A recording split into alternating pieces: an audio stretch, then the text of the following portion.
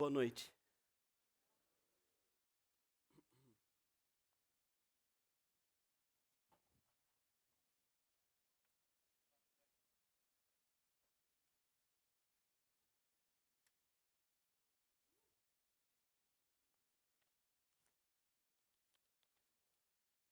Kiki, Buba. Kiki, Buba. Fala em voz alta. Kiki, Buba. Pensa. Kiki, Buba. Agora troca a ordem. Kiki, Buba. Imagina essas palavras. Kiki, Buba. Agora olha para essas duas formas. Uma delas é Buba, a outra é Kiki. Vocês concordam? São duas palavras inventadas, tá? Para duas formas inventadas. Então não tem resposta certa. O que vocês acham? Qual é mais Kiki e qual é mais Buba? Qual é mais Kiki? Qual é mais boba? Quem acha que essa daqui é a boba? Quem acha que essa daqui é a Kiki? Uau! Não tem resposta certa, mas tem uma resposta que 95% das pessoas dão, que é igualzinha a de vocês.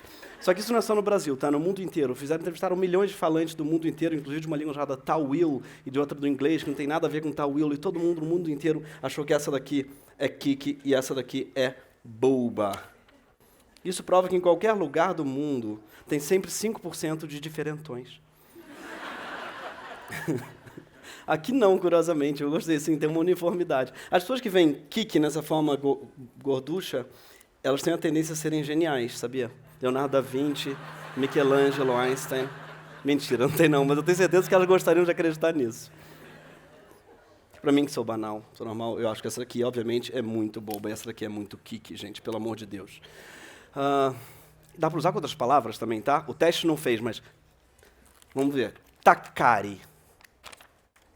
Takari ou Takari? Takari, né? Bambolê. Shloga. Siricutico. Gororoba. Precisava de um teste internacional com centenas e milhares, milhões de falantes para comprovar um negócio que é tão intuitivo? Precisava. Porque, por um motivo, que o resultado, esse resultado que a gente provou hoje aqui, ele vai contra uma vaca sagrada da linguística, que é a ideia de que não existe qualquer relação entre som e significado. Como apostou quem? Saussure, o pai da linguística, 100 anos atrás. Os nomes são arbitrários. Será? Como disse Marshall Solins, oh, Saussure, don't be so sure. Saussure, que nome nada arbitrário, não é? Só não é melhor do que Crátilo. Crátilo é um diálogo de Platão, em que Platão trata da natureza da linguagem. Esse diálogo chamado Crátilo, ele bota dois marmanjos para discordar, como é de hábito em Platão. Hermógenes defende que as palavras são uma convenção arbitrária. E Crátilo diz que não, existe uma relação natural entre as coisas e seu nome. Logo ele, que chamava Crátilo. Se eu não chamasse Crátilo, eu defenderia que não tem nada a ver com isso. Só que Sócrates chega no fim e diz, olha, banco isentão, não é? Fala, vocês estão falando a mesma coisa com palavras diferentes. O que ele diz é que os nomes dizem algo sobre a natureza das coisas, mas eles não são a coisa em si. A verdadeira essência das coisas você só conhece através da filosofia, diz Sócrates. Ele termina fazendo uma publi do seu conteúdo exclusivo. Ele termina dizendo, assinem a 451.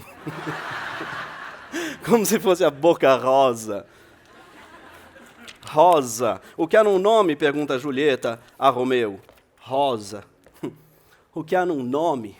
Tentando se distanciar do seu nome Montecchio, Julieta diz, uma rosa com outro nome seria menos perfumosa? Pergunta Julieta a Romeu. Sim, Julieta. Se a rosa chamasse Valentina, seria perfumosa de outro jeito, teria cheiro de body splash da Victoria's Secret. Se chamasse Alzira, teria cheirinho de bolo de fubá. Se a rosa chamasse Heitor, teria cheiro de loção pós-barba, cheiro do pai dos outros. Se a rosa chamasse Rose, teria cheiro de pré-primário, cheiro de lancheira. Aí você me pergunta, o que era um nome, Romeu? Tudo. Se a rosa chamasse Gregório, coitada da rosa. Gregório. Quando pequeno não sabia falar o R brando. R brando é o R que tem em brando, e não só fala tranquilo, fala tranquilo, fala cocodilo.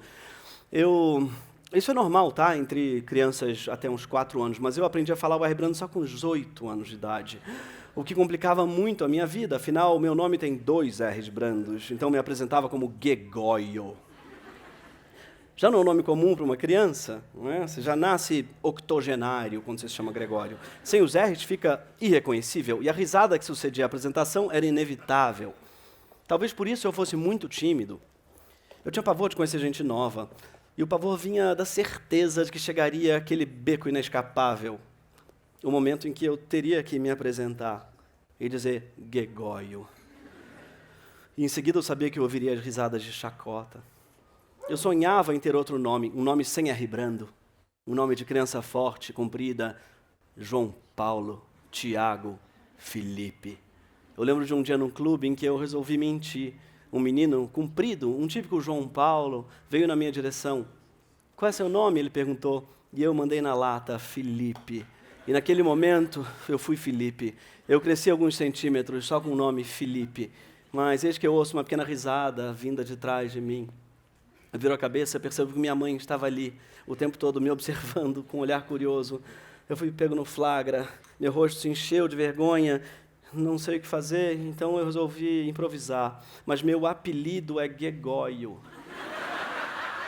O menino então explode numa risada maior ainda, Gregório. E minha mãe então tenta corrigir, não é Gregório, é Gregório, ele não sabe falar o R. Então eu saio correndo em direção a lugar nenhum, sabendo que onde quer que eu estivesse, pelo resto da minha vida, a vergonha iria me acompanhar. Como um jacu. Pobre jacu. A palavra não ajuda, o pobrezinho. Jacu. Tem a rima pobre, mas também tem a gíria, não é? Jacu é um brega, é um caipira, um inadequado, enfim, é um prego, é um jacu. Mas o pobre jacu também atende por outro nome. Sim, seu nome científico é Penélope Obscura. O nome de drag queen. De dia ele é o jacu, de noite ele é a Penélope Obscura. Um nome arbitrário de Saussure. Ah, tá, vai explicar isso para o jacu. Jacu, que nasceu com esse nome. Jacu, que nome. Por mais que os linguistas digam o contrário, os poetas sabem muito bem, os nomes e as coisas, eles têm uma relação simbiótica. Mais do que isso, uma relação siamesa. Quando a pessoa vai embora, ela deixa o nome, como quem diz, toma, fica com isso aí, o resto você não vai ter. Quem nunca amou um nome?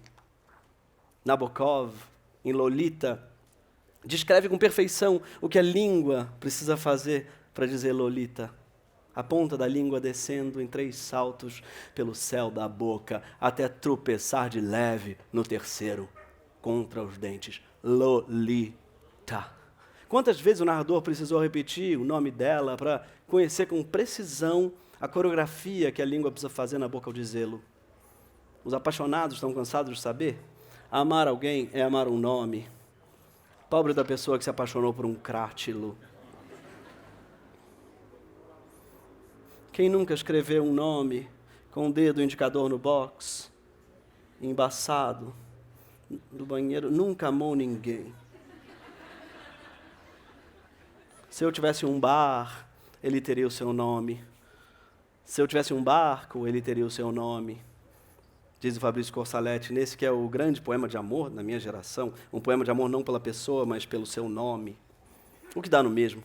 Afinal, se a rosa se chamasse Gertrude, não seria uma rosa, seria um repolho.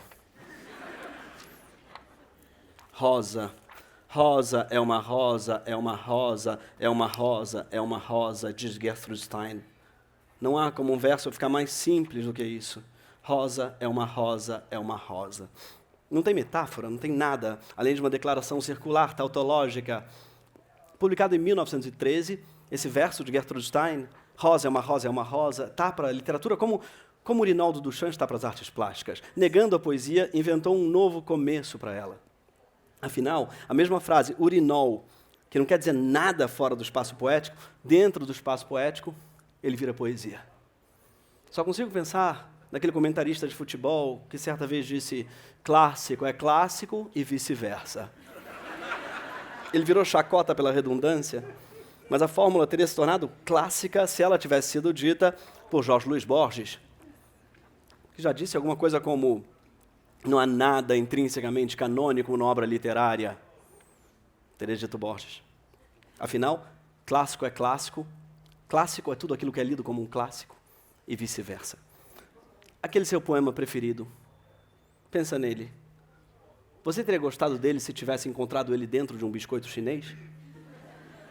Liberdade é pouco, o que eu desejo ainda não tem nome. Bonito, quando disse por Clarice Lispector. Ultrajante, quando dito por um boy querendo abrir relacionamento. Tem nome, sim, eu vi no seu celular. É Marcela. Ah, mas quando é Clarice, fica lindo. Clarice Lispector. Onde é que você foi buscar inspiração para essa novela? Pergunta o repórter da TV Cultura para Clarice Lispector. Ao que ela responde, eu morri em Recife, eu morri no Nordeste. E o trecho então virou um sucesso nas redes sociais, pelo seu caráter poético e inusitado da resposta da Clarice. Eu morri no Recife, eu morri no Nordeste, que lindo. Quem vê a entrevista inteira percebe que não é bem isso que a autora está dizendo, infelizmente. Por quê? Porque em outro momento, o entrevistador ele pergunta, qual o nome da protagonista da sua novela? Ao que ela diz, não quero dizer, é segredo. Puxando R. Então percebemos que Clarice também não consegue falar o R brando. Ela tem o que chamamos de língua presa, que é uma dificuldade em falar esse R brando, e cada um troca por outro fonema, não é? Há quem não o fale, como eu quando pequeno, língua pesa. Há quem troque pelo R e pelo G. Há quem diga agagaquaga, mogo em agagaquaga. Outras, como Clarice, trocam R forte, trocam um R brando pelo R forte, aquele R francês. Clarice, ela dizia, aproveitando-se do fato de que ela era estrangeira, embora ela tenha chegado no Brasil com 2 anos, acho que ela aproveitava o fato de que talvez pensassem que era sotaque. Não era. Ela estava apenas dizendo, quando ela diz, eu morei no Recife, eu morei no Nordeste, ela está apenas dizendo, eu morei no Recife, eu morei no Nordeste. A poesia, em Clarice, acontece por um problema de dicção. E é impossível dizer quanto da poesia da Clarice se dá por algum tipo de acaso. Por mais que ela tenha chegado ao Brasil muito cedo, o seu olhar para a língua parece sempre o de uma criança descobrindo as palavras e as estranhando. O que me lembra Castro Lopes. Cadê Castro Lopes? Está aqui, Castro Lopes, com sua palavra convescote. Convescote é uma palavra que nasceu da cabeça de uma pessoa. Castro Lopes, ele era oculista e ele dedicou a vida inteira a inventar palavras. Sim, ele era um neologista, com perdão do neologismo. A maioria dos seus neologismos não vingou, coitado. Castro Lopes odiava estrangeirismo com todas as forças, mas ele sabia que não bastava proibir o estrangeirismo, porque isso criaria um vácuo linguístico. Por isso, ele tem uma ideia. Ele dedicou a vida inteira a inventar substitutos para as palavras estrangeiras. Seus fracassos ficaram famosos. Ele tentou substituir futebol por ludopédio e pensené por nasóculos. Pouco se fala sobre seus raros sucessos, precisamente 4. Foi ele que inventou a palavra convescote, que ele queria que substituísse piquenique. Nesse caso foi um quase sucesso, porque ninguém usa convescote para piquenique, não é? Usa-se mais para um petit comité, que é outro estrangeirismo. Então, de certa forma, deu certo. Roupão ele inventou para substituir peignoir. Cardápio foi para substituir menu e estreia para substituir début.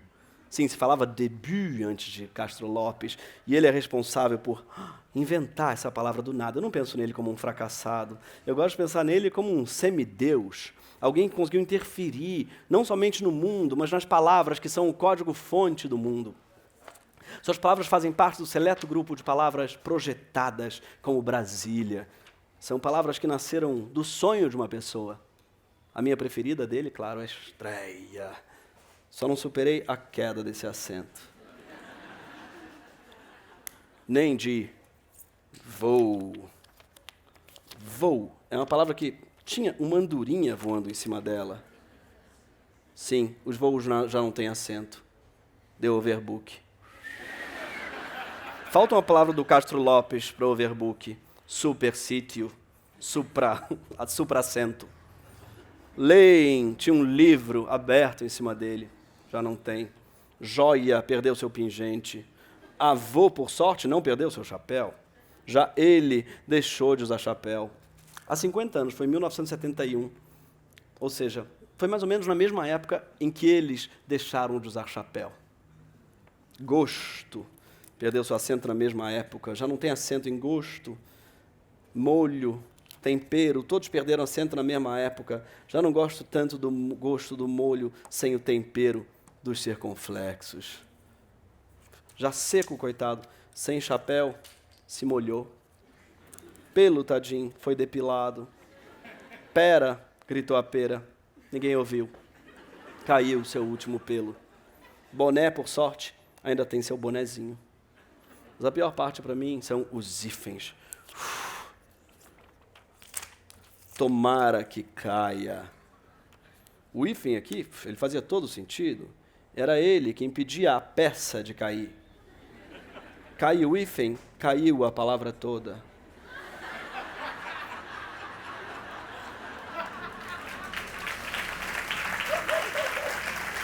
Gosto dessa palavra, tomara que caia.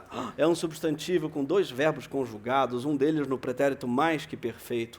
Tomara que caia. O outro no subjuntivo. Aliás, precisamos falar sobre o caso do mais que perfeito. Ele só sobreviveu em 2 formas que eu me lembre. Pudera, tomara. E no verbo, tomara que caia. Eu queria que outras palavras fossem feitas assim, que a gente chamasse um desafeto de tomara que morra, um chato de um tomara que saia, uma palestra de tomara que acabe. Em Portugal é bem menos poético, sabia? Tomara que caia em Portugal não é tomara que caia, é cai, cai. É mais direto. Cai, cai. Nessa, os portugueses falharam. Falhaste. Tem tendência a achar poético tudo que é dito por um português. Talvez seja essa segunda pessoa, que torna tudo mais lírico ou trágico. Lembro de atravessar uma praça em Lisboa e tinham crianças jogando bola, crianças de 5, 6 anos. E um menino chutou a bola forte demais, ao que a bola foi parar muito longe do gol improvisado, ao que o outro menino que fazia as vezes de goleiro gritou, falhaste. Eu tive muita pena daquele pobre menino que tinha falhado. A segunda pessoa no pretérito perfeito, ela é duríssima. Para nós, ela é bíblica. Falhaste. Ninguém merece ouvir isso, quanto mais uma criança de 5 anos.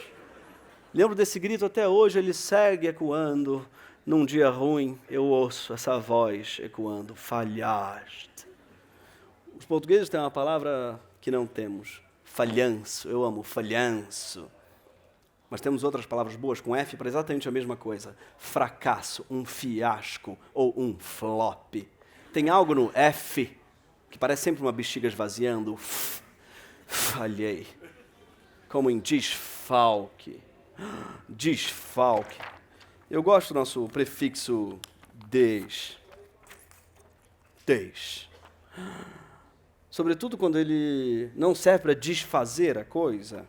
Desconversar, por exemplo, não é deixar de conversar. Desconversar é o contrário disso. É continuar conversando, desviando do assunto do qual não quer conversar.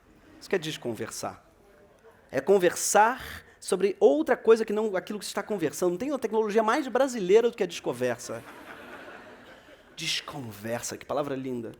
Minha filha tem mania de criar palavras anunciando com esse prefixo e criando, sem nem perceber que está criando palavras novas. Ela me diz, papai, desveste meu casaco. Ou, papai, me desmolha. Tem algo em desmolhar que é lindo, porque não é secar. É sumir com o molhado, é não querer ter molhado algum dia sua roupa. Por isso os jovens dizem cada vez mais, como faz para desler isso? E eu amo. Eu queria desver isso. Não significa deixar de ver, significa nunca ter visto. Minha fala faz com que eu me pergunte sobre a razão de não existirem certas despalavras, sabe? Feito deslembrar ou desmorrer. Ao invés de acordar, desdormir. Desacordar existe, mas não significa apenas dormir, significa desmaiar. O que me leva à pergunta, seria maiar estar em seu perfeito estado de consciência? Bom dia, maiei. Eu gosto que desenvolver por aqui tem o significado de crescer, não é? A gente se desenvolveu, mas também é o contrário de envolver. Está aí um consolo. todo término de relacionamento vai te deixar mais desenvolvido. Em Portugal, chamam contratos de avença. Aqui só conhecemos a desavença. A palavra já chegou aqui cheia de mágoas.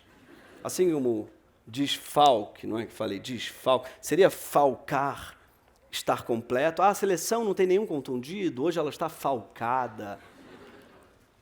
Nunca consegui me vencilhar nada, mas eu passo a vida inteira me desvencilhando. Não é? Nossa, eu queria que eles pudessem falar, nossa, você está tão bonito, está tão pojado. Eu nunca, infelizmente, conheci ninguém presível. Se uma pessoa deslumbrada, ela é meio blasé. Não é? Não, é o contrário. Se deslumbrada é uma pessoa que se espanta, se lumbrada é uma pessoa meio blasé. Está tão lumbrado, um look normal é um look lumbrante. Ai, você tirou a roupa, não precisava, você todo despido, podia ficar pido. Se desleixo é descuido, por que não pedimos um pouco de leixo ao invés de cuidado? Uma flor que não consegue desabrochar é uma flor broxa? Brocha. A gente não dá valor a essa palavra tão nossa, que nasceu de uma metáfora banal. A brocha é aquele pincelzão molenga. Gosto da metáfora porque ela nos lembra que a brocha ela é muito útil ao pintar uma casa. Quiçá mais útil que um pincel. Mas a melhor parte é que... Oh, obrigado, Lelê. A melhor parte é que... Palmas para Lelê Siqueira, maravilhoso. Mas a melhor parte para mim é que a gente substituiu, a gente transformou o substantivo em verbo, não é? Em outras línguas, não se brocha ativamente. Em inglês, o falante precisa dizer It didn't get up. Ele não levantou. Isso tem vários problemas. O primeiro que ele precisa recorrer é uma negação de algo, como se nada tivesse acontecido, apenas tivesse desacontecido. Brochar, em contrapartida, é uma afirmação. Brochei. Na primeira pessoa. O que nos leva ao segundo problema. Ele não levantou, a culpa não é tua. Não é? O brocha brasileiro assume a culpa, mesmo que não seja dele. Eu brochei. É preciso coragem e hombridade para matar no peito a brochada, na primeira pessoa. Os portugueses, curiosamente, desconhecem o verbo. Graças a Deus, ninguém está pronto para ouvir brochaste. Parece ter algo de triste no português, ou pelo menos de xoxo, em todas as palavras com esse som de X no meio, não é? Ou de borocochô, ou o som mais triste do mundo é o muxoxo, esse som tão xoxo. Coxo é pior que manco, embora queira dizer a mesma coisa. Assim como frouxo é muito pior que largo, ele é um frouxo. Mocho, mocho é uma palavra para o bezerro sem chifres, ele é mocho, mas também para o fiasco. Na cama és mocho, diz Chico Buarque na canção, no Calabar. É claro, tem a mais xoxa de todas as coisas. Aquelas lojas Oxo. O som é tão xoxo, é tão xoxo. O som é tão xoxo que a loja passa uma vida lutando contra a pronúncia. Escrevem no letreiro, pronuncia-se oquiçô. Não, você pronuncia do jeito que a gente quiser. Imagina se alguém disser assim, você é broxa? Não, eu sou broquiçá. Se pronuncia broquiçá.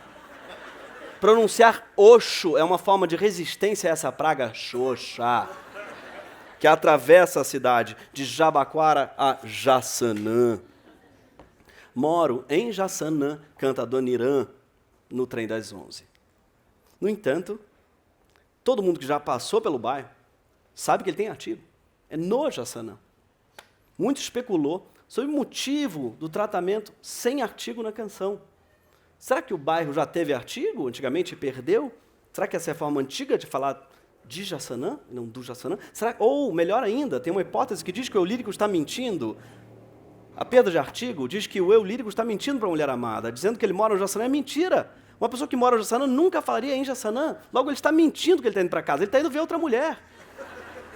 Depois de décadas de especulação, perguntaram finalmente a Dona Irã Barbosa, já no fim da vida dele, por que, afinal, você canta em Jaçanã? Se o certo é no Jaçanã. Ao que ele respondeu, e eu sei lá onde é essa porra. Jassanã, ao que parece, Jassanã só está na canção para rimar com manhã. É um capricho de Adoniran, que gosta de rimas inéditas, Adoniran. Volta e meia ele lança mão desse truque maravilhoso, que é apresentar um nome próprio curioso só para fazer uma rima inusitada, conseguindo, claro, um efeito cômico. Feito na canção, pafunça, pafunça, pafunça, que pena pafunça, que a nossa amizade virou bagunça. Ou, claro, ele faz sambas clássicos, inclusive com imagens improváveis, ao menos para um carioca, como eu. Venha ver, Eugênia, como ficou bonito o viaduto Santa Efigênia. Só um compositor paulista conseguirá ver beleza no viaduto. Um carioca só conseguiria enxergar beleza no viaduto se ele estiver desmoronando. Caía a tarde feito um viaduto. Adoniran cantou como ninguém as transformações de uma cidade no século XX. Certamente, se tivesse vivo, teria feito uma música sobre seu boteco preferido se transformando numa loja Oxo. Ou numa farmácia. Ó, Silvinha, ó, minha Sil, nosso pé sujo virou drogazil.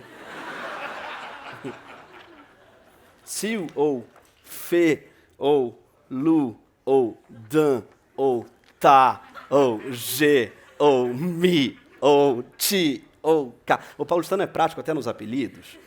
Onde o carioca vê uma Nanda, o paulistano vê uma Fê. Onde o Brasil vê um Pedrinho, aqui se vê um P.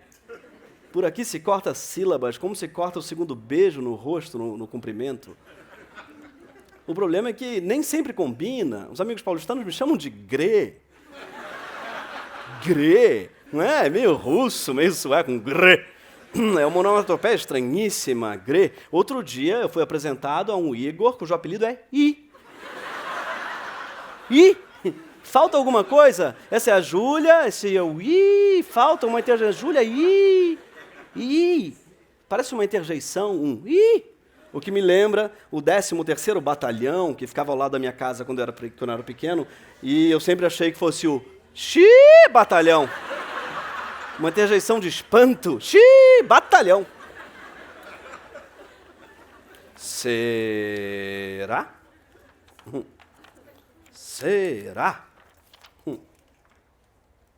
Eu adoro o nosso uso do será. É o único momento em que a gente usa o futuro na coloquialidade, não é?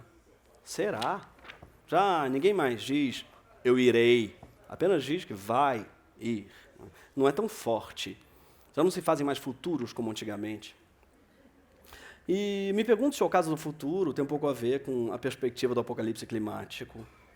A queda do uso do será, ela é proporcionalmente inversa ao aumento do uso do já é. O será só existe na sua forma interrogativa. Ele é sempre um será. Por isso, inclusive, ele dá um nó no espaço-tempo. Será que a mamãe já chegou? Pergunta minha filha, jogando para o futuro uma pergunta sobre o passado, inventando o pretérito do futuro. O que será que é você? Pergunta ela, inventando o futuro do futuro.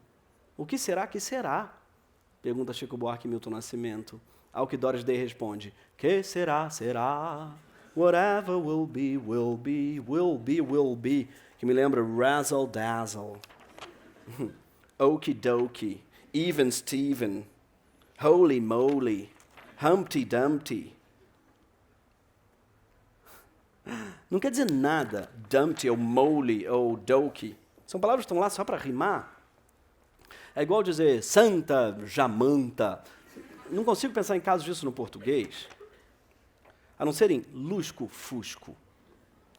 Eles têm um termo que é reduplication, em inglês, que é a palavra para quando você está rimando, são duas palavras autorrimantes, feito walkie-talkie e walkie-duck. Em português não existe, além de lusco-fusco, essa exceção belíssima, mas que é, de fato, uma filha única na nossa língua, que eu saiba. Por um motivo, a nossa língua ela odeia rimar. Eu posso provar? Dá vontade de se desculpar? Quando acontece da gente rimar, é tipo, a gente fala, desculpa, rimou. A gente evita tanto a rima que a gente faz o contrário da língua inglesa, que inventa palavras para rimar. A gente inventa palavras só para não rimar. Por isso não falamos em abolição da escravidão, falamos em abolição da escravatura. A palavra escravatura tem como única função não rimar com abolição. E ela só existe depois da palavra abolição. Acho que não é coisa só nossa, é coisa dos romances. são as línguas latinas, que também são conhecidas como romance. Não é lindo que, por mais desesperado que você esteja ao abrir a boca em português, sai sempre um romance? É. O verbo ser em português, ele se basta. A gente diz, sem sujeito nem complemento. É. Quer dizer, em São Paulo, não, você pode estar chamando uma Ellen. É. No resto do Brasil, significa que é ou não é, a gente diz. Ao que o professor fala, mesmo sem saber o que é que tem que ser ou não ser. Esse verbinho de ligação, ele também atende pelo nome de cópula. Afinal, é ele quem junta, quem acasala o sujeito e o complemento. É o verbo de ligação, logo ele é uma cópula, ele bota os dois para transar. Bonita, casa, vocês já se conhecem? Prazer, a casa é bonita e de repente elas estão juntas graças à cópula. Na maior parte das línguas, só tem uma forma de cópula. To be. Être. Essere. O árabe ou o russo não tem qualquer forma de cópula, nenhuma. Não há ser. Se diz eu bêbado, você bonita. E está compreendido? Eles falam um pouco como o Tarzan e os selvagens da televisão. Afinal, para que verbo de ligação, pensam? Para que serve um verbo de ligação? Está subentendido. Você bota o sujeito, bota o complemento, entendeu-se que você está falando que uma coisa é outra, pronto, acabou. Pode ser prático, mas soa estranhíssimo para nós que vivemos numa das poucas línguas do mundo com mais de uma forma de cópula.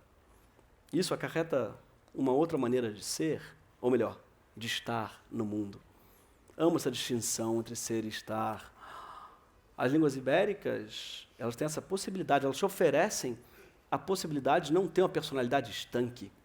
Aqui é possível dizer, sou otimista, mas estou desesperado. Sou pontual, mas estou atrasado. Sou ateu, mas estou na Bahia. Sou monogâmica, mas estou ovulando. Ser ou não ser, disse Hamlet. Mas talvez ele estivesse dizendo, estar ou não estar. Ou talvez quisesse dizer ser ou não estar, ou estar ou não ser. Nunca saberemos. Gosto que nossas casas tenham uma sala de estar. Um cômodo dedicado não a descansar, ou a trabalhar, ou a dormir, mas simplesmente a estar intransitivamente. Imagino que seria uma sala de ser, em que as pessoas apenas são, intransitivamente. Seria essa sala o banheiro? Eu gosto de ser e de estar, diz Caetano Veloso. E por muito tempo entendi errado aquela música do Lulu Santos. Meu destino é ser e estar. Eu ouvia, meu destino é ser e estar. Faz tempo que percebo que eu estou calvo. Nunca em toda a minha vida, no entanto, admitirei que eu sou calvo. Calvo. A palavra tem um alvo.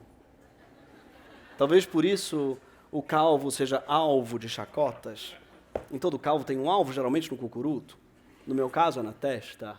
Faz tempo que minha testa está crescendo. Não lembro quando foi a primeira vez que eu vi um clarão na fronte. O cabeleireiro me disse uma vez que eu tinha algo que se chama tupete piscina. Tá cheio, mas dá para ver o fundo.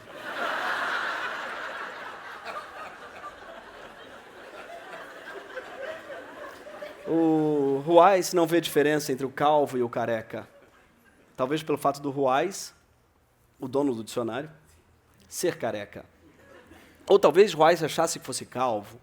Para ele, as duas palavras são sinônimos. Sendo calvo uma versão mais empolada do careca. É isso que o Ruais acredita. Na prática não é assim, mas existe uma diferença. Chamamos de calvo um futuro careca. Aquele que ainda não assumiu por completo a sua calvície. Daí talvez venha a fama de implacável do careca. Não? Kojak, Lex Luthor, Walter White e, claro, Alexandre de Moraes. Um careca completo. Percebam que um careca completo ele é uma pessoa que não tem nada a perder.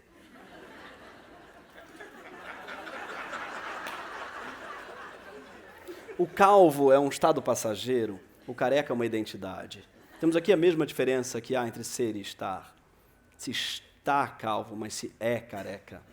Careca pode ser um apelido, calvo nunca, é cruel demais. A Bíblia aborda esse tema da calvície em Reis, 23, 25. Não esperavam que eu fosse citar a Bíblia, né? É um dos meus episódios preferidos do Velho Testamento. Ali aprendemos que Eliseu subiu dali a Betel, eu estou citando agora, subiu dali a Betel, e subindo pelo caminho, os meninos saíram da cidade e zombaram dele, dizendo, sobe, calvo, sobe, calvo. E virando-se ele atrás, os viu e os amaldiçoou em nome do Senhor. Então, 2 ursas saíram do bosque e despedaçaram as 42 crianças. Dali, ele foi para Monte Carmelo e depois para Samaria. Aqui vale lembrar que Deus nunca, em nenhuma outra parte do Velho ou do Novo Testamento, ele usou esse expediente das ursas. Nem quando seu filho foi crucificado. Eu imagino Jesus na cruz esperando alguma ursa sair de trás da moita. Papai fez isso pelo Eliseu, ele vai fazer isso por mim também. Nada. Resta concluir que de todos os pecados narrados na Bíblia, e inclui aqui Sodoma e Gomorra, mas também a crucificação, nada é tão grave quanto o rir de calvo. O que nos leva a um questionamento óbvio. Seria Deus calvo? Será que é por isso que ele está tanto tempo sem aparecer? Será que ele foi para a Turquia? Tem um dado nesse episódio também que eu acho que não dá para passar batido. Esse é talvez o único momento da Bíblia em que a gente presencia uma zombaria.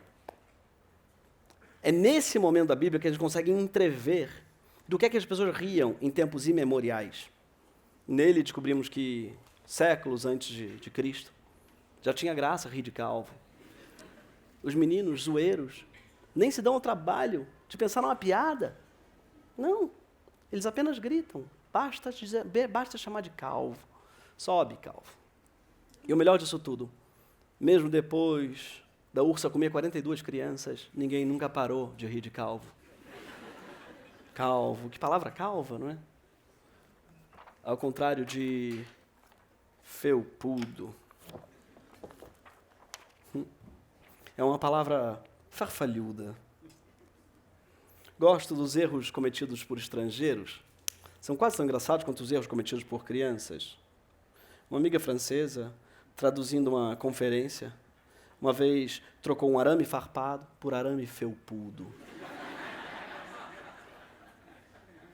Nunca esqueci dessa linda imagem involuntária, um arame de pelúcia. Um arame peludo, que não servia para o seu único propósito, que era proteger. Um arame felpudo. Que imagem.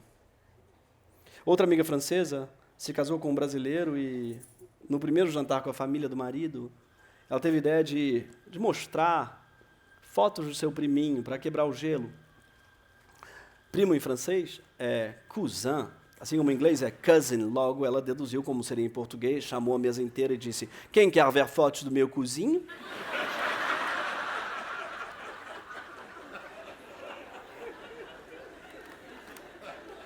Salsichinha.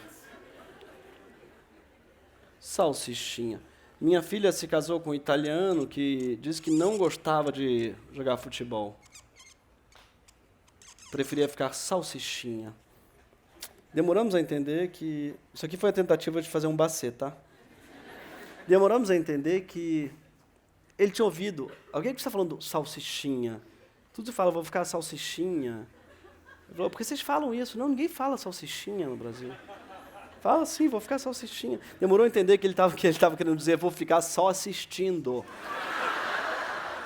Ele achou que fosse uma gíria, ficar salsichinha. Esse mesmo tio achava engraçado a gente atender o telefone perguntando algo em inglês. Não, a gente não fala inglês. Você está falando de hello? Não, depois do alô, vocês falam coisa em inglês. Não falamos. O que a gente fala? Vocês falam don't you follow? Não fala don't you follow. Ah, não, é da onde falam, a gente tem que explicar. Da onde falam? Aliás, ninguém mais fala da onde falam, não é? O celular matou isso. Assim como sua resposta, em geral, ressabiada, com quem quer falar? Hoje em dia todo mundo já sabe quem é que está falando do outro lado da linha e com quem se quer falar, graças ao celular. Para ser sincero, já ninguém liga. No máximo se faz um call. Ou melhor, uma call ou um call, ninguém sabe. O gênero da palavra está em disputa. O fato é que a palavra matou o telefonema. plena. No livro Na Ponta da Língua, de Caetano Galindo, ele conta a história dessa palavra, que chegou à nossa língua de dois jeitos. Plena, que em latim significa plena, igualzinha, a gente diz, plena. Mas ela também chegou de outro jeito, devagarinho, de boca em boca, passando por todas as línguas latinas até chegar na nossa língua. E nesse caso, plena virou lena, que virou iena, que virou xena, que virou chea, que virou cheia. É a mesma palavra, são irmãs gêmeas separadas no nascimento, como na novela mexicana.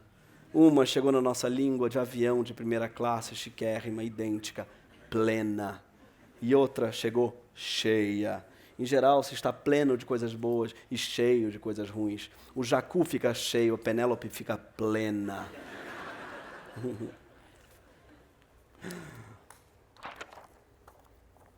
São palavras com o mesmo DNA, mas enquanto uma ficou no abrigo da página escrita, a outra foi sendo mastigada por milhões e milhões de bocas, mais de 1000 anos, presa no mundo lá fora. Fora. Nossa língua tem um jeito só dela de desafiar a lógica. Uma pessoa que esquece as chaves da própria casa, ela fica presa do lado de fora. Não parece fazer sentido? Afinal, a prisão pressupõe um dentro, não é? A expressão nos lembra que o mundo lá fora é também uma forma de cárcere, quando tudo que se procura é o conforto de um lar. O que é que eu vou fazer com essa tal liberdade? Pergunta Alexandre Pires, preso no mundo lá fora. Muito já se falou sobre a sinestesia, presente na frase, não vi nem o cheiro. Podia ser Manuel de Barros, né? Mas é só um brasileiro comum. Não vi nem o cheiro. É o mesmo que diz, escuta aqui para você ver. Ou, olha só o que ele falou. É tão comum para a gente ver coisas que não são visíveis que é preciso especificar. Isso eu vi com meus próprios olhos. Eu amo essa expressão. Isso eu vi com meus próprios olhos. É possível ver com os olhos dos outros?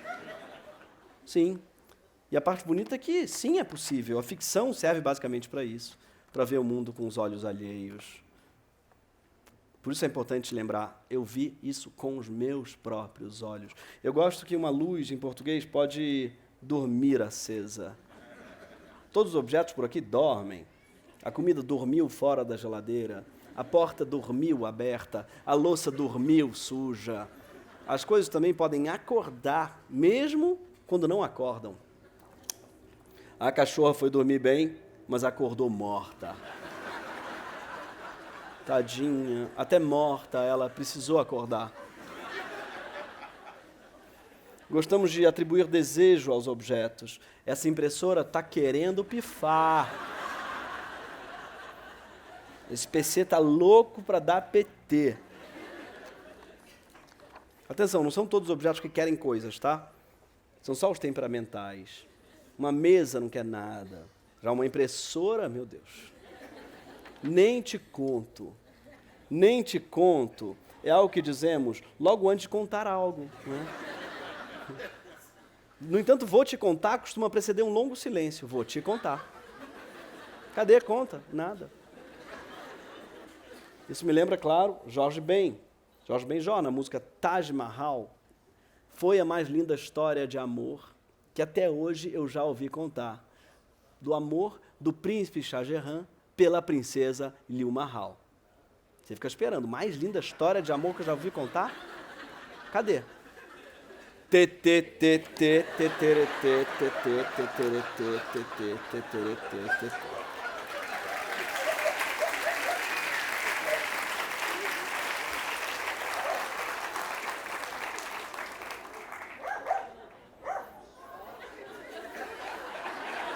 Ele gostou, ele concorda.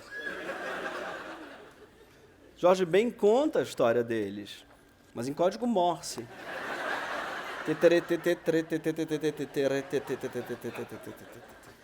Por aqui, dar um jeito significa resolver. A não ser que você esteja falando de uma parte do corpo, não é? Dê um jeito no meu joelho significa justamente quebrar o joelho. Ou seja, às vezes você precisa dar um jeito porque uma parte do seu corpo deu um jeito. Somos o mesmo país do jeitinho. Deixei os dois sozinhos. Gosto dessa ideia de que duas pessoas podem estar sozinhas. Isso me lembra da enigmática piada judaica. Dois judeus, Moitche e Itzik, eles estavam andando pela floresta da Ucrânia e, à distância, eles veem dois caras da região andando na direção deles. Ao que Moitche se vira para Itzik.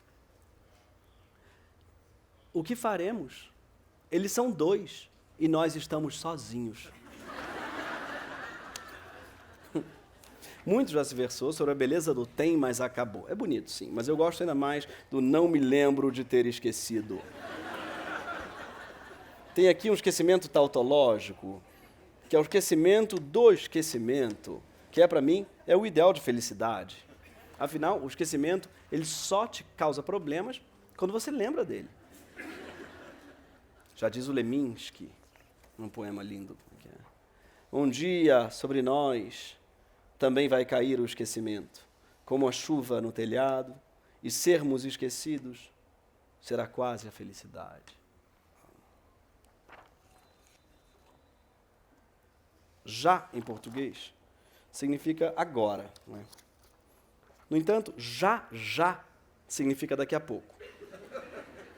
Logo vem logo depois de já.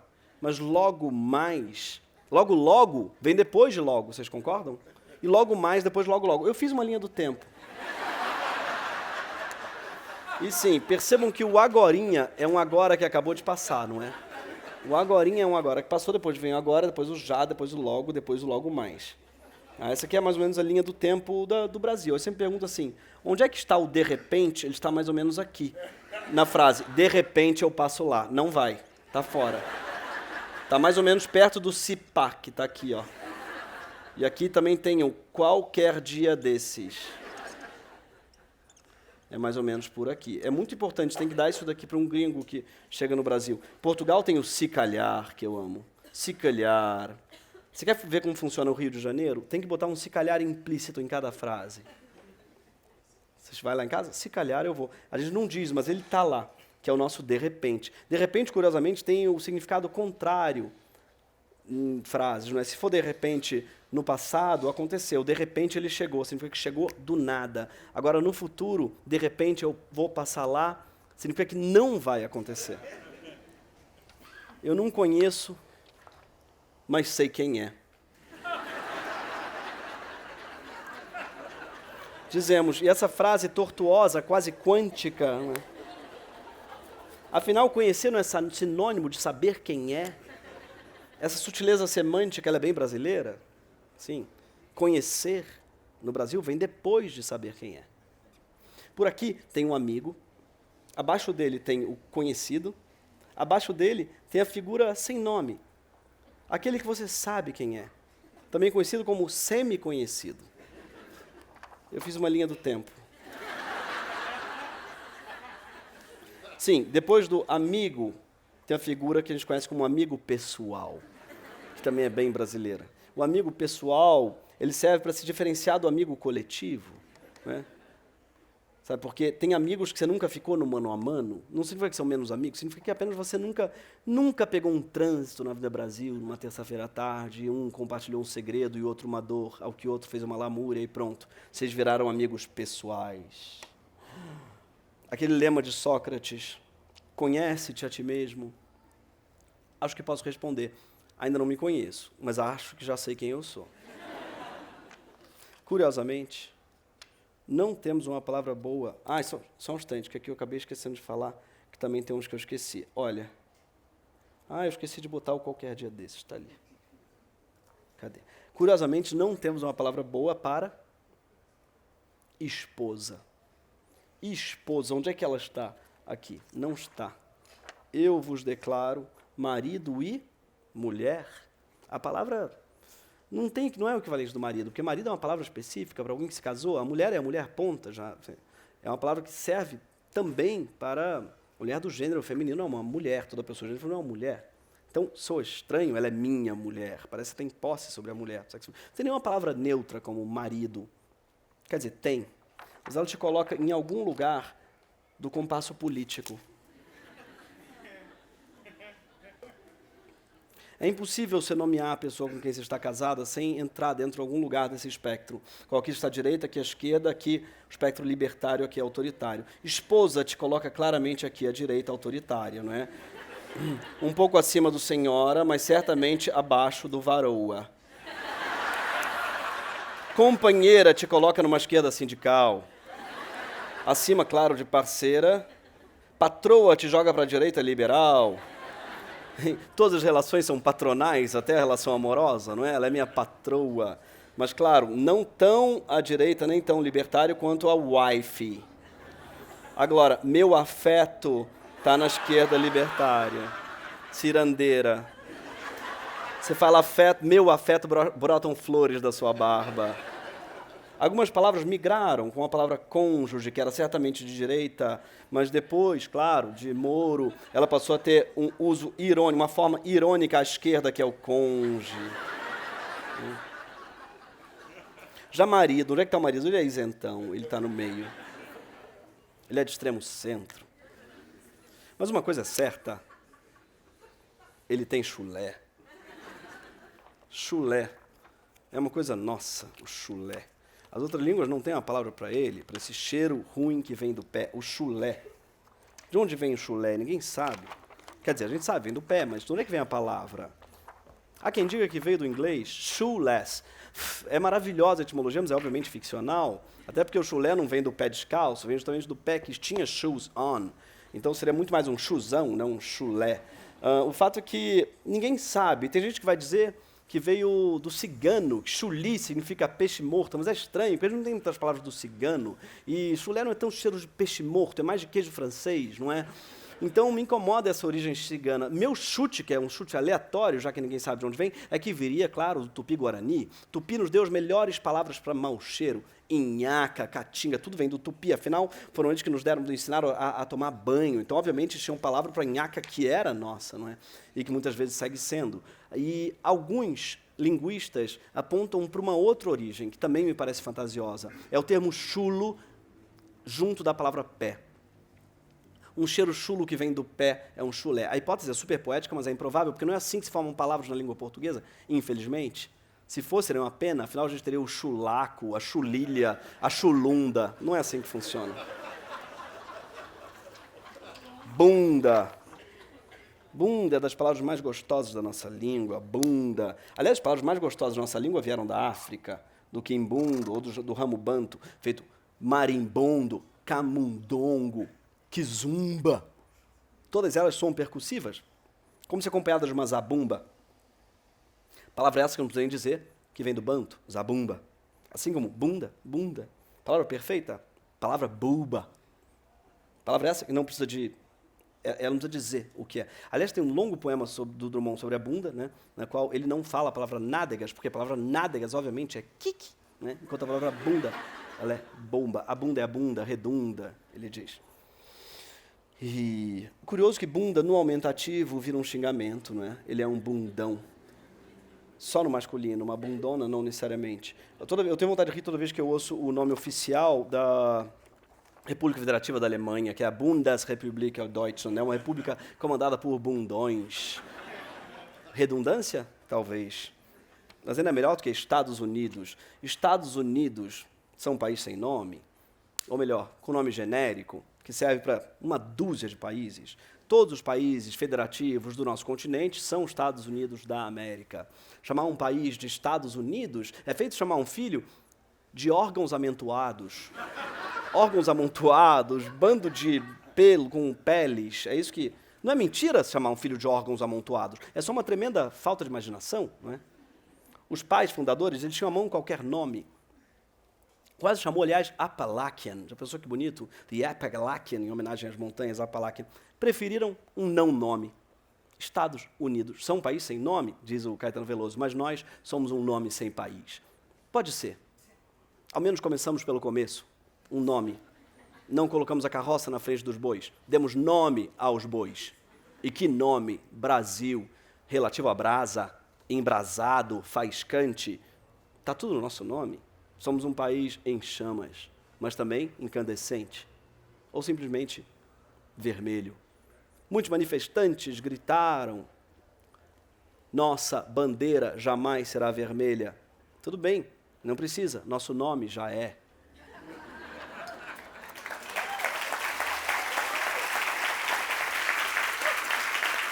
Exônimos.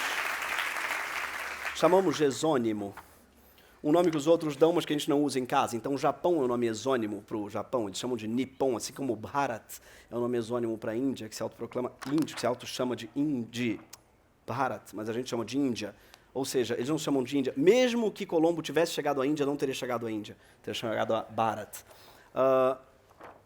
Na França, a saída à francesa é a saída à inglesa. Eu vou fazer um mapa para a gente entender. Na França, a saída é um exônimo saída francesa, não se usa na França. Se diz saída à inglesa. Sortir à l'anglaise. Nos Estados Unidos, é sair à irlandesa, Irish leave. Para os alemães, é sair à polonesa. E para os poloneses, é sair à inglesa. E na Inglaterra, sair à francesa. Quem sai à francesa são sempre os outros. Como sífilis. Os portugueses chamam de mal francês. Os franceses, de mal napolitano. Os russos, de doença polonesa. E os coreanos, lá longe, de doença chinesa. Ou seja, sifilíticos são sempre os outros. Como índio, que é um exônimo, índio. Programa de índio. O problema aqui não é só o preconceito, nem o termo que não se usa mais, é porque não tem fundamento. O que chamam de programa de índio é quase sempre um programa de homem branco, um shopping domingo, um chá de revelação, uma motociata. É tudo sempre um programa de branco. Nunca vi um indígena fazendo chá de revelação de bebê reborn. Yoga. A palavra mais flexível da nossa língua é uma palavra de 4 letras e 18 possibilidades. Pode ser yoga ou yoga, mas também pode ser com Y ou com I, e pode ser masculino ou feminino, ou seja, pode ser a yoga, ou o yoga, ou a shoga, ou o shoga, ou a yoga. Vocês entenderam? O que eu acho bonito é que ser justo essa palavra, é justo yoga a palavra mais flexível da nossa língua. Não é lindo que é uma palavra que se desdobra em 8 posições, 4 letras e 8 posições? A forma mais comum hoje, claro, é a e yoga. E por que uma forma vingou? Essas 8 são possíveis. E o culpado, eu acho, é Caetano Veloso. Porque o Caetano foi o primeiro a popularizar a palavra, que em 81 ele canta Meu Bem, Meu Mal, e virou abertura de novela. E cantou yoga aberto no feminino. Por quê? Para rimar com droga. O mesmo vale para Stephanie. Um nome com 8 letras e 72 possibilidades. Eu disse... Aliás, eu falei no Não Importa sobre isso e fui muito corrigido. Porque não são 72, são infinitas. Meu nome é... Porque eu achei que fosse só isso daqui, ó. E, Stephanie, e aqui. Isso aqui podendo ser F ou 2 Fs. Logo, aqui 2 Ns. E aqui um E... Perdão. Aqui um E ou um Y. Ou seja, a minha conta foi 2 vezes 2 vezes 3 vezes 2 vezes 3. Essa foi a conta que eu fiz e deu 72. Mas eu recebi muitas pessoas protestando, dizendo, meu nome é Stephanie com 3 Fs e eu existo.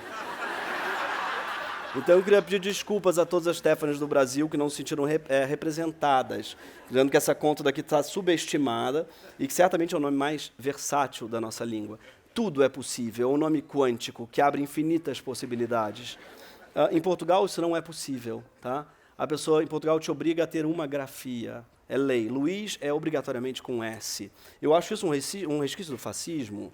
É um fascismo ortográfico. Toda grafia tem o seu charme, todo nome também. Pessoalmente, eu gosto de nomes de vó. Eu gosto de Marieta, gosto de Celeste. A quem não consiga nomear um filho antes de conhecê-lo, a filha de um amigo ficou 2 semanas sem nome. Os pais olhavam para ela e não sabiam, não conseguiam adivinhar o nome. Até que ele veio, Cecília é o nome dela. Eu gosto da ideia, mas eu acho que eles inverteram a relação. O nome não se descobre, se inventa. Os sobrenomes são prosa, diz o Zambra. Alejandro Zambra diz isso no livro Literatura Infantil. Os sobrenomes são prosa, os nomes são poesia. E costuma ser a única obra que a mãe e o pai escrevem juntos. O nascimento de uma criança proporciona ao não poeta a chance única de fazer poesia.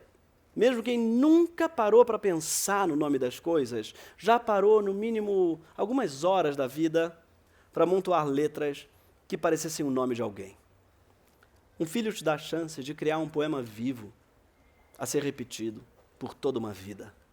Um poema mais lido e ouvido que a obra de qualquer poeta. Alguns, como eu e Giovana, nós preferimos nomes velhos, como se fôssemos poetas, seriam poetas talvez conservadores, clássicos, né, nostálgicos, poetas, batizamos nossas filhas com o nome de vovó, nomes de cheiro de bolo de fubá, Marieta, Celeste. Se fosse um poema, seria um soneto. Os pais brutalistas, pais que preferem nomes secos, curtos, como Max, Lia, Zé, pais como Francisco Alvim, uma obra poética de uma mais pura síntese. Há uns pais parnasianos que optam por letras raras, letras duplas, Keiliane, com 3 N's. Mas há os que trabalham com anáforas também, e repetem sempre o começo do verso. Lúcio, Luciana, Lucimar, Lucila. Há os que fazem o contrário, gostam de rimas. Luciana, Tatiana, Juliana, Mariana. E há, claro, os poetas dadaístas, que optam por amontoar letras inéditas. Zabelê inventou Baby Consuelo. Também autora de Nana Chara e Riroca. Baby inventou a única palavra do português que começa com R brando. Riroca. Talvez por isso a filha tenha trocado o seu nome. Por Renis. Mentira, por Sara Shiva. É verdade. E meus pais, que me chamaram de Gregório, o que eles queriam com isso? Tudo começa com um nome. Aos pés da letra. E termina também. Eu nasci com esse nome que cheira cânfora. Um nome que não combina com uma criança. Fui obrigado a me tornar um Gregório. No fundo, Saussure estava certo.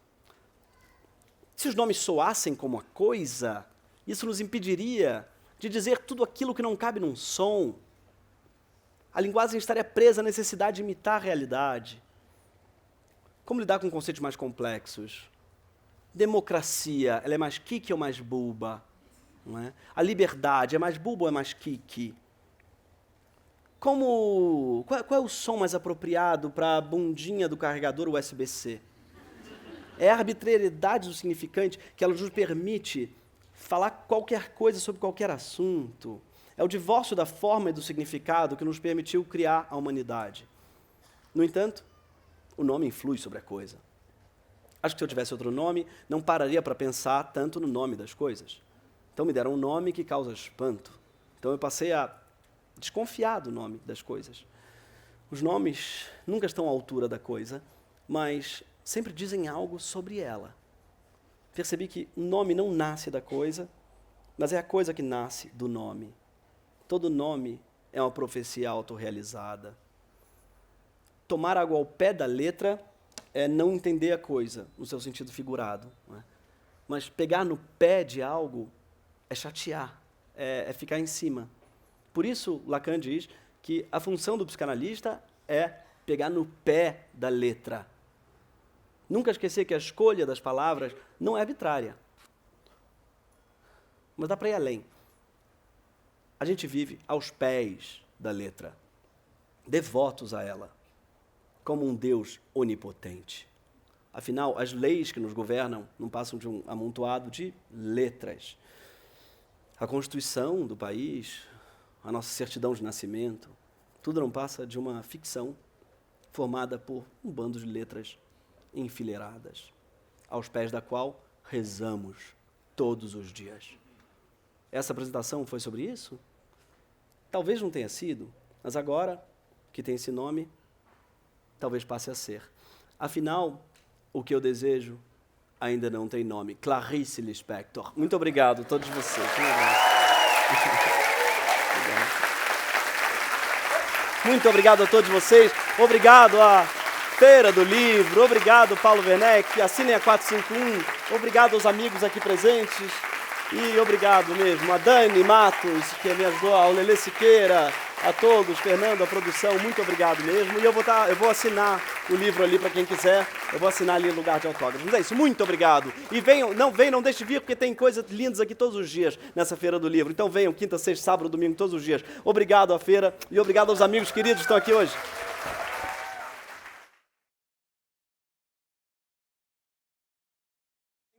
Libras, viva ela!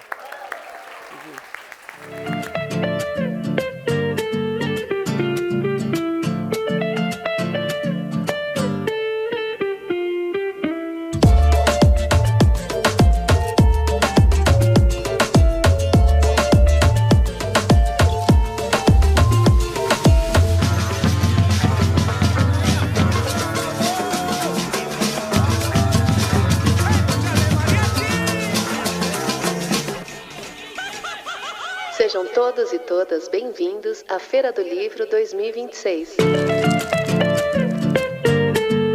A Feira do Livro é uma realização da Associação 451, da Maré Produções Culturais e do Ministério da Cultura por meio da Lei Rouanet. Patrocínio: Mercado Livre, Motiva e Prefeitura de São Paulo na categoria Ouro. Itaú e Laranjinha Itaú na categoria Prata. Apoio: Pinheiro Neto Advogados, Instituto Ibirapitanga, Enjoei e Companhia das Letras. Parceria institucional: Livraria da Travessa, Mercado Livre Arena Pacaembu, SP Livro e Museu do Futebol, junto à Secretaria da Cultura, Economia e Indústria Criativas do Estado de São Paulo. Apoio institucional: Embaixada da França no Brasil, Instituto Camões, Arco Educação, Ministério das Relações Exteriores do Uruguai, Instituto Ramon Llull, Gráfica Viena, Chambril, Quiro, Frida e Mina, Inside by Meliá São Paulo e Higienópolis, Ernesto Tzurnik Advocacia, Ecoar, Arpa, Ovo e Bubu Restaurante. Parceria de mídia: 451, Folha de São Paulo, UOL, TV Brasil, Rádio Nacional, JC Deco, Piauí, Carta Capital, Mídia Ninja, Nexo, Gama e Publish News. Acompanhe a programação e cobertura completa da Feira do Livro 2026 no site da revista 451 e também nas nossas redes sociais @a Feira do Livro. Viva o livro brasileiro!